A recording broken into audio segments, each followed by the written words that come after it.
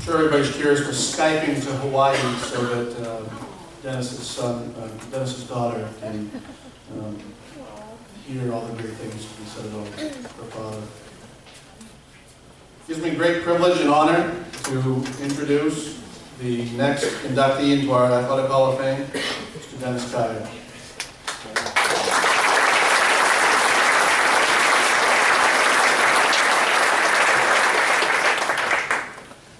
As a young coach at one time, myself, in central/northern Maine, whatever you want to call it, and as an aspiring athletic administrator, there are a few names of individuals who come up when we always talk about who's, quote, unquote, the best. That list includes Steve Benedestein, Mike Archer, who's here tonight, Bunky Dow, Don Dow, Bob Leahy, Mike Bisson, who's here tonight, and of course Dennis Kiah. Those are names that would always come up. It was as a baseball coach where I first noticed Mr. Kiah.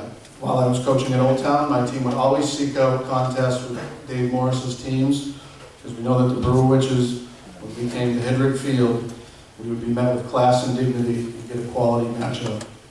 We were always met by Dennis Kiah. As the athletic administrator, you are the first impression of your athletic program. Dennis always left a great impression on me. Andy also left me about 9,000 keys. Should have brought them, but it was too heavy. I know this is true of many other coaches that had the pleasure to interact with Dennis. If there was a Mount Rushmore of athletic administrators from this area, Dennis would certainly be on that. I always recall the meeting I had with my guidance counselor back in the fall of 1998 at the Across the River High School. And as you map out your future in your final school year, you often get asked, and the seniors that are in this room right now can attest to this, what do you want to do when you grow up? What do you want to do? So as I thought about that, I always thought I want to be a teacher, maybe a history teacher. That'd be kind of fun. I could do some coaching, stay involved that way. No, you know what? I want to do what Mr. Benedestein does, who's the athletic administrator at Across the River High School. Not knowing much detail, as I do now, about what Mr. Benedestein actually does, I thought it would be a pretty cool gig to organize sports events for high schools. So that's all I thought it was at that time. That part of me still thinks it's pretty cool. If asked 19 years later, my reply to the same question would be, I want to be like Dennis Kiah. I could carry on about all of the rumors that I've heard from Dennis and the stories of kids who are now in our program. They come up to me and say, you know, my dad told me some stories about Coach Kiah when he played for him. You think he's still crazy? But I won't get into those. What I would like to do at this moment, I'm going to turn the podium over to Dennis's son, Andy, who will officially introduce and finish off the induction of Dennis Kiah. Please welcome Andy Kiah.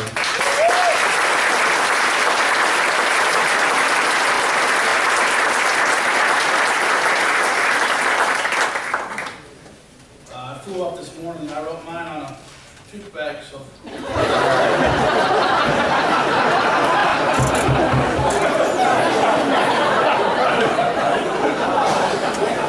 Congratulations to everybody that's been inducted.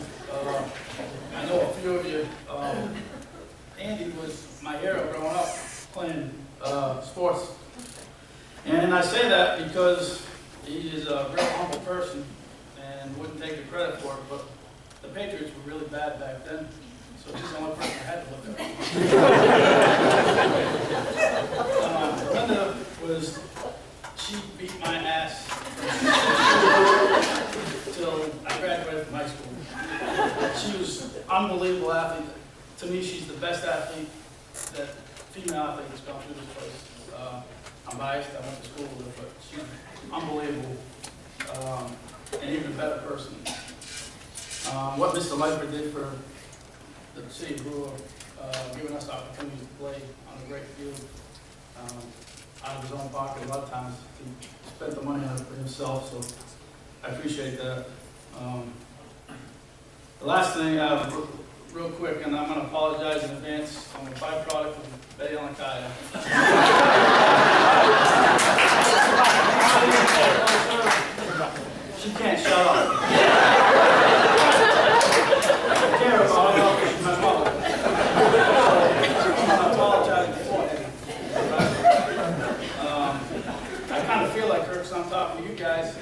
talking back to me. I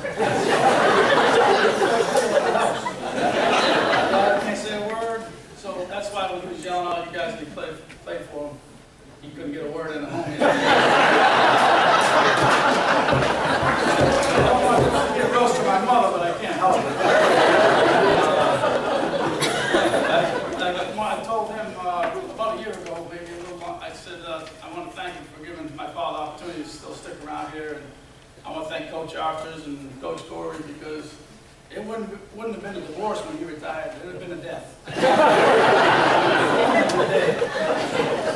I want to thank you guys for that.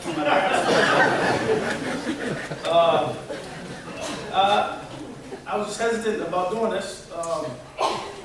Me and my father have a great relationship, but we're not real emotional towards each other. Why? I don't know. Probably stubbornness, competitiveness. But he gave a lot of blood, sweat, and tears to this high school. And it wasn't for the money, although that helped put food on the table. He did it more to help kids achieve greatness. Also, some of them failed. And he took that personal. And so it meant that much more for him to try to make that kid succeed. Now, it didn't have to be in athletics. It had to be maybe graduating from high school. Maybe it had to go on to college. But the most important thing for him was for each kid to have the opportunity to succeed. I think he learned a lot of that from his prior coaches, Coach Barone here. And so those things you can't teach in a classroom. Not that classes aren't important to the kids back there. Those things you learn on the athletic field with teammates and by your coaches. So my wife said she wanted me to tell him something meaningful, because they don't talk that way, really. So I said, I'll write this down on my trip bag. I said, we actually hug now when we see each other. I hugged him tonight, so that's a big step for us. I said, you don't want to regret not telling someone how much you care about them when it's too late. If he's dead, he doesn't care what the hell I do. I thought I'd write this down. This is my chance, and I'll save the puke bag for you, Big D. I'm speaking on behalf of my family, my sisters who couldn't be here. I said, thanks for everything you've ever done for us. We love you, and I introduce you into the Hall of Fame in 2017 for high school.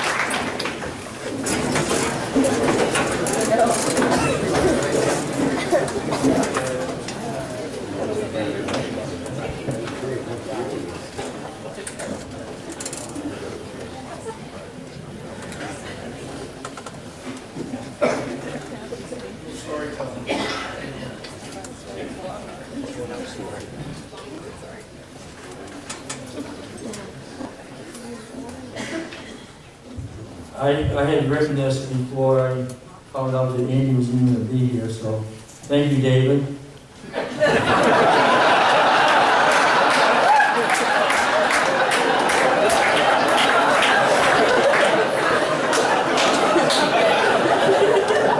and Andy, half my speech is all gone now. Not many of you know this, but a couple of weeks after David came on as new AD, after I retired, he went in to see Debbie Brooks and said he was confused about who the person was that replaced him, that he was replacing.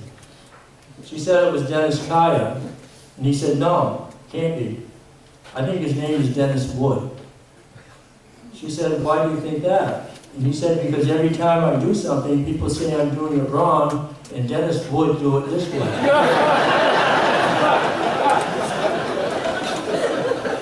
So he got me this shirt.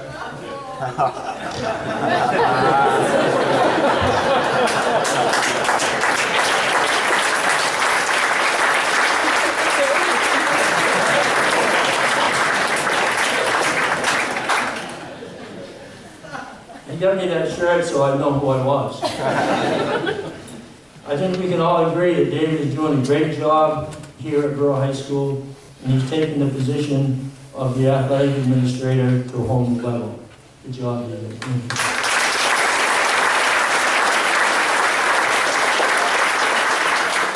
Congratulations to this year's inductees and to those who were inducted in the past. I'm humbled and honored to receive this award and thankful that I've had the opportunity to work with so many wonderful people.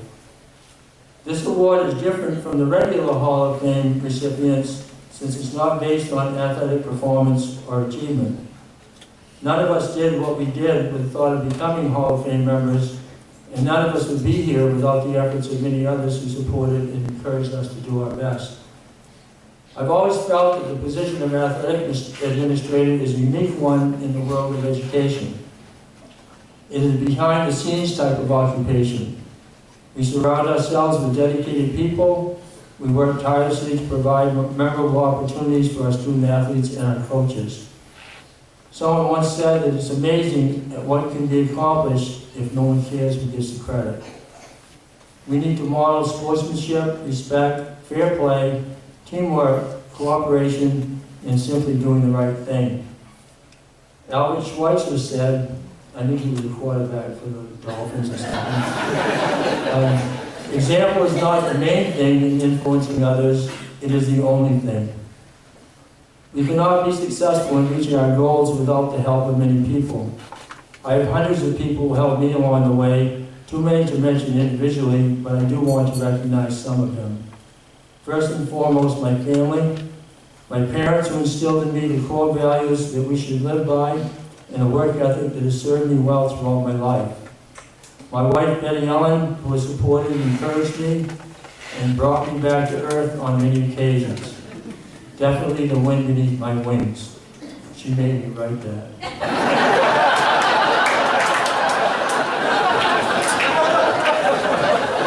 I'll give you a hug later too.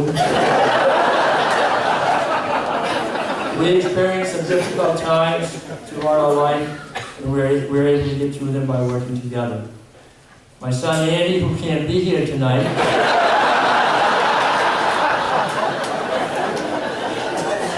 and daughter Jill, who sacrificed a great deal with me, not being able to attend many of their events because I was involved with doing my job. I want to take this opportunity to say hi to Andy,